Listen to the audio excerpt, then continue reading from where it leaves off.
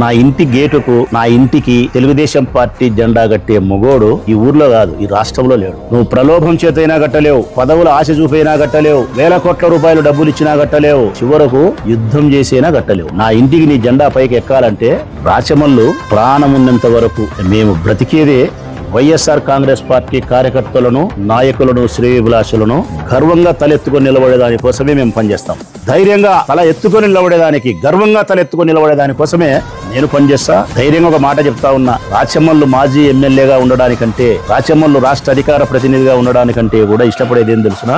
YSR Congress party కార్యకర్తలకు, నాయకులకు ధైర్యంగా ఉండడానికి ఇష్టపడతాడు. జగన్ కు రాచమల్లు ఓ నమ్మకం. ఈ భారతదేశంలో ఉండే సిరి సంపదలన్నీ తెచ్చినా కాలకాడబోసినా కూడా జై జగన్ అంటాడు రాచమల్లు. ఊపిరి ఆగిపోయేటప్పుడు కూడా నా కొడుకు చెప్పి సచ్చా నేను, ఈ శక్తి ఉన్నంత వరకు జగన్ కోసం పనిచేయన ఆయన వైఎస్ఆర్ కాంగ్రెస్ పార్టీ కార్యకర్తలను, నాయకులను సంతోష పెట్టేదానికి, గర్వంగా తలెత్తుకొని నిలబడేదాని కోసం నువ్వు పనిచేయి అని నా కొడుకు చెప్పి, ఊపిరి ఆగిపోయేటప్పుడు చెప్పి శ్వాస వదిలే మనిషిని నేను. ఇది నమ్మకం. మీరు తెలుసుకోవాల్సింది ఏంటంటే కన్నా, ఇట్లాంటి మనుషులు జగన్ కు చాలా మంది ఉన్నారు.